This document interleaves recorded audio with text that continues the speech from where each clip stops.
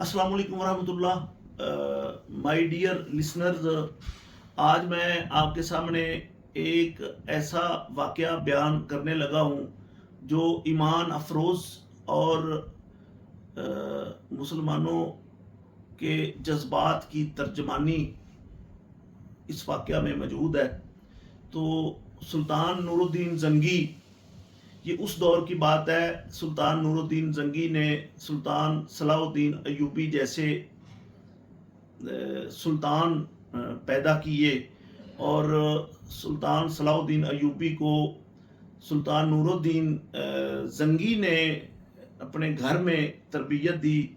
اور سلطان نور الدین زنگی کی خواہش یہ تھی کہ قبلہ اول جو اس وقت عیسائیوں کے قبضے میں تھا کہ اس پر وہ قبضہ کریں اور وہ قبلہ اول عیسائیوں کے قبضے سے چھڑوائیں.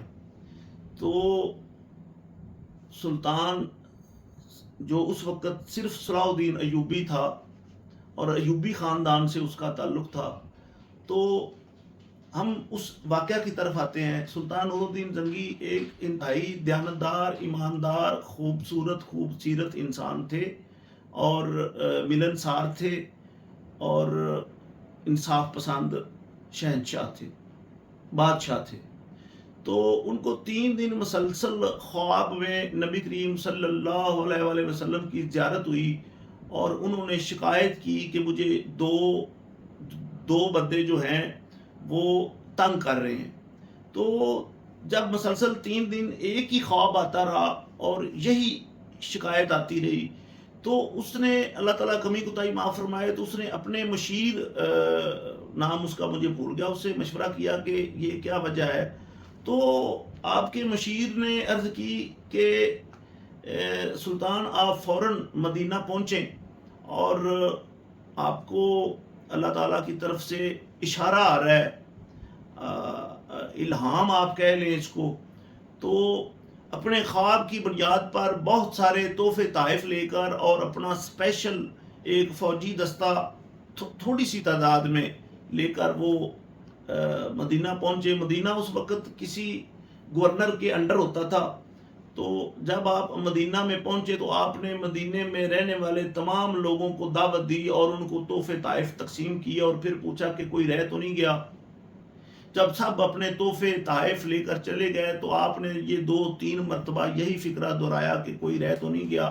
تو ایک پاس کھڑے آدمی نے کہا کہ 2 بندے رہ گئے ہیں جو صوم و صلات کے بڑے پابند ہیں اور کہیں دور سے آئے ہوئے ہیں، اور انہوں نے مدینے مسجد کے ساتھ جو ہے خانہ کعبہ کے ساتھ اس نے رہائش کی ہوئی ہے.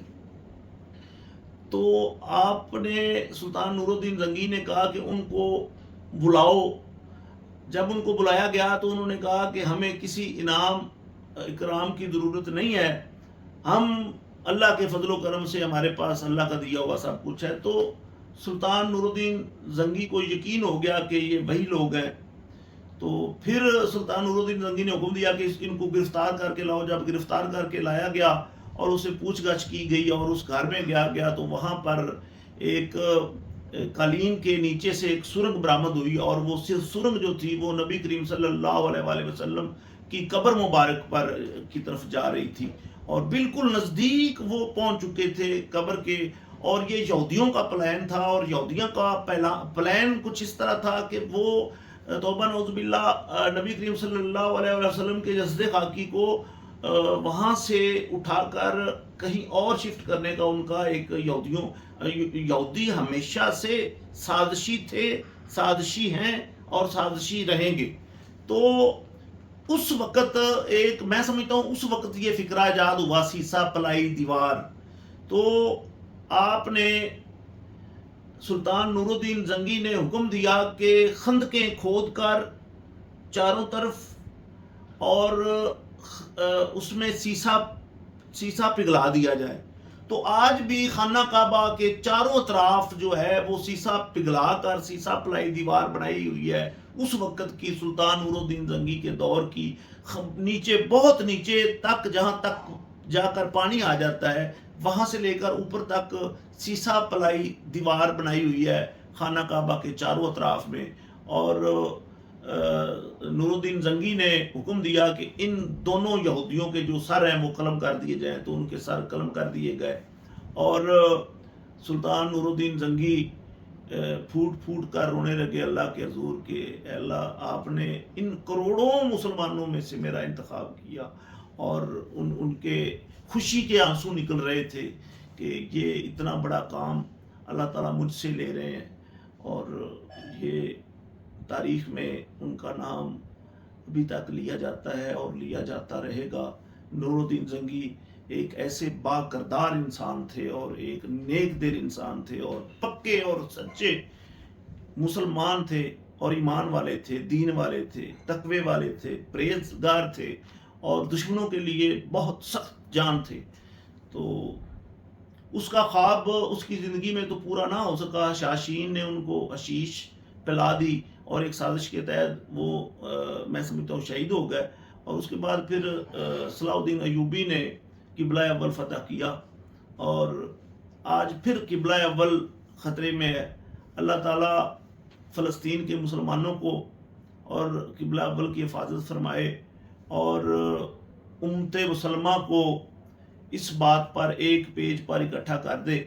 اللہ تعالیٰ ان یہودیوں کو، ان کافروں کو اللہ تعالیٰ ذلیل و خوار کر دے، اور اللہ تعالیٰ فلسطین کے بچوں، خواتین، مرد، سب کو اللہ تعالیٰ ان کے شر سے محفوظ فرمائے۔ آپ کی محبتوں کا بہت شکریہ۔ والسلام، آپ کا تابعدار وسیم منشا ڈوگر۔ بہت